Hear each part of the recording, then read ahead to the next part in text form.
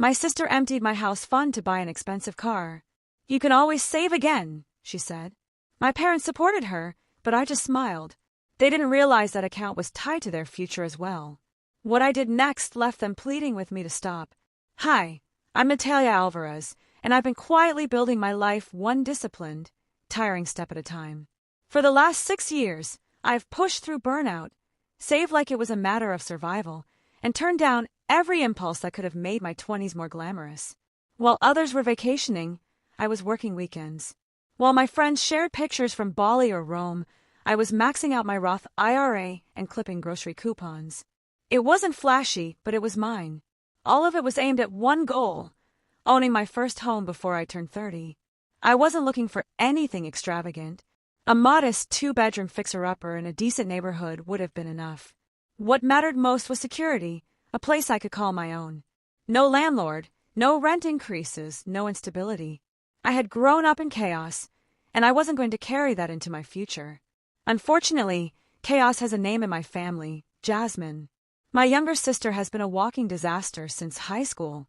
While I was tutoring kids and selling crafts online to afford a used laptop, Jasmine was constantly getting bailed out of problems she created, failing classes, accumulating credit card debt, and chasing one vanity business idea after another. Somehow, our parents always enabled her. They would pawn items, drain retirement savings, and even lie to extended family to keep Jasmine's latest mess under wraps. They described her as sensitive, special, and still figuring things out. Meanwhile, I was the strong one, the responsible one, the one who could wait. So I did.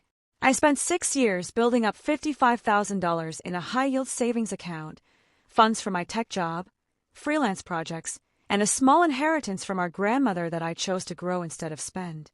That account was my lifeline. It was my house fund. I opened it in my name with one cosigner, my mother, because I needed someone on file and never got around to removing her. A mistake I would later regret. 3 weeks before I was set to start house hunting, Jasmine appeared at my apartment, crying over her broken-down car. A 12-year-old Audi she never maintained but insisted on keeping for appearances. I offered to help her find an affordable used vehicle, something basic and reliable. She wrinkled her nose, as if I had suggested a horse-drawn cart. "Are you serious?" she scoffed. "That doesn't fit my brand." She barely had 1,300 followers on Instagram, and half of those were bots. I calmly and firmly said no. I had waited too long and sacrificed too much. I wasn't going to fund her next ego trip. She left in a dramatic silence, and I thought that would be the end of it. I was wrong. The following Monday, I received a bank alert on my phone. It wasn't a fraud warning, just a simple notification. A large transfer had been processed. My stomach dropped. I logged in and saw my worst nightmare: $155,000 gone, leaving me with a mere $473. At first, I thought it was a mistake, a glitch. But no, the money had been transferred out using old authorization from my mother's credentials. Jasmine hadn't just cried to her, she had plotted, and my parents had gone along with it. They watched her steal my future in real time. I called them immediately. My dad answered with a weary sigh as if he'd been preparing for this conversation. "Natalia, calm down," he said. "It's just money. Jasmine really needed this." I could barely speak. "You took my house fund." "Sweetheart," my mom chimed in from the background. "You're so responsible. You can save again. Jasmine needs this car to grow her brand. She's finally trying." I stood there, phone in hand, in complete silence.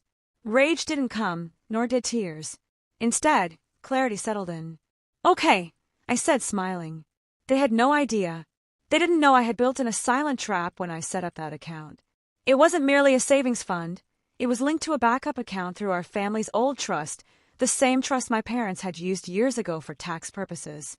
If a major unauthorized withdrawal happened, a failsafe would activate, automatically pulling reimbursement from that linked account, their account. Within hours, their savings had been emptied to cover the loss. They hadn't stolen from me, they'd stolen from themselves. But I didn't stop there. I contacted the bank to report the breach. Since my mother had used outdated credentials and never had written permission for the withdrawal, the bank launched an internal investigation. Legal terms like fraud, theft by deception, and civil liability were thrown around. The funds had been reimbursed, yes, but not the trust, not the consequences. Meanwhile, Jasmine proudly posted a photo on Instagram in front of her brand new white Range Rover with the caption, "Manifesting real success." There were hashtags, filters, and not a single trace of shame. That same night, I filed a legal complaint. The next morning, their bank account was frozen. Jasmine's financing hit a snag. The dealership called, demanding immediate resolution or the vehicle would be repossessed. They informed her that pending legal action had placed a lien on the car. She had 21 days to pay in full or surrender the vehicle. That's when the phone calls began, first from my mother, then Jasmine, and finally my father, all pleading, justifying, shouting and crying, going through the classic stages of a family used to getting away with things. I listened to every voicemail, every pathetic excuse, and every manipulative apology, staying quiet for now. But I wasn't finished. They had betrayed me in a way that went deeper than money. They had stolen not only my savings but also my trust, my time, and my belief that one day they would treat me as more than a fallback plan. I had always been the responsible one. But now, I was done being their safety net. I was about to burn that net to the ground. I didn't speak to any of them for the next 3 days. My phone lit up constantly with calls, texts, guilt-tripping voice messages, and even a few lengthy emails from my father titled, "Let's Talk Like Adults." I ignored them all. I wasn't interested in another round of rehearsed regret and emotional manipulation. What they really wanted was damage control, not reconciliation. Jasmine, of course, didn't waste a second trying to act like the victim. She posted cryptic stories about betrayal and toxic family energy while standing in front of her luxury SUV. What she failed to grasp was that the car didn't truly belong to her yet. Once the dealership realized the funds used to finance it were now legally contested, they acted swiftly. On the morning of the 5th day, the SUV was towed right out of my parents' driveway. That's when all hell broke loose. It started with my mother screaming into my voicemail, calling me heartless, ungrateful, and selfish for letting this happen. Then came Jasmine, sobbing as if she had lost a limb, ranting about how she had a brand deal pending and now she'd lose everything. My father tried a different tactic.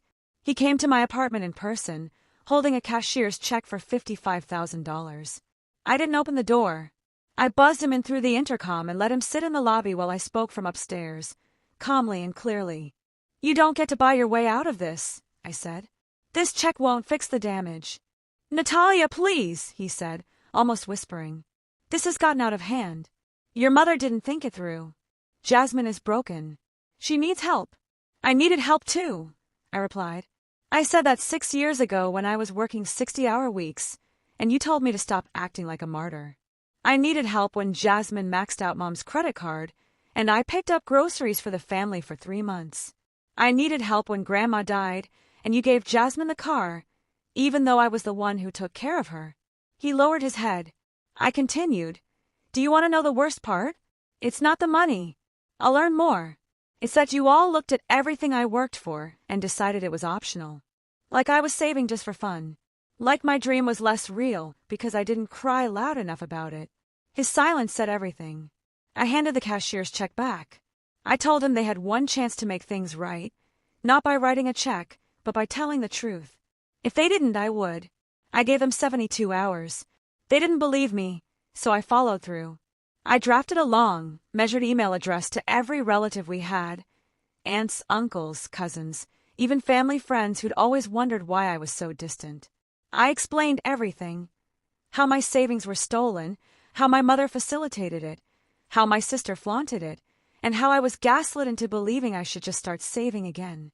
I included screenshots, bank documents, and most importantly, I attached Jasmine's now-deleted Instagram post showing off the car. The email ended with one line: "Ask yourself what you would do if this happened to your daughter." The fallout was swift. My mother's phone number was blocked by 2 of her sisters. Jasmine was publicly criticized by cousins she hadn't spoken to in years. Even my godfather, the man who once called Jasmine a little misunderstood, called to apologize and offered to help me network with a real estate agent friend of his. Meanwhile, my parents desperately tried to contain the damage. They hosted a sudden family dinner to clear the air, but I declined the invitation. Word reached me that Jasmine arrived late, cried dramatically, and stormed out when no one comforted her. My parents tried to justify their actions by claiming they panicked and that Jasmine had threatened to leave and never return if they didn't help.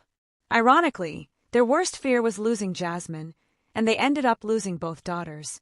While all of this unfolded, I focused on rebuilding. The reimbursed money had been placed in a secure LLC account under my name only. I used that time to contact realtors, update my credit reports, and obtain pre-approval letters. But before making any new purchases, I did something I should have done years ago. I removed every last trace of them from my financial life. I revoked my mother's name from any remaining documents, closed out the old joint account entirely, and created a living will with clear terms. My parents and sister were to receive nothing, not a penny. Then I left. Not just emotionally. I physically moved 3 states away and used my connections to secure a remote job with better pay and benefits. Within 3 months, I was under contract on a 2-bedroom townhouse with a backyard, hardwood floors, and the kind of quiet that doesn't exist when your life is constantly disrupted by guilt and chaos. I signed the papers, held the keys in my hand, and cried harder than I had in years. Not because I was sad, but because I was free. I never responded to my sister's final voice note. She said she was sorry, mostly for herself. She hoped I'd come around, claiming that family is forever. She was mistaken. Family isn't forever when it becomes a chain around your ankle. Family isn't forever when your dreams are treated like disposable income.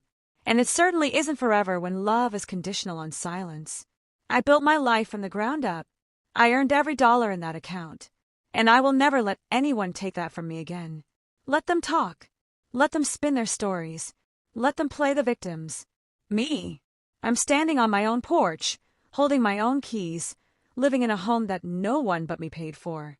And I sleep better than I ever have.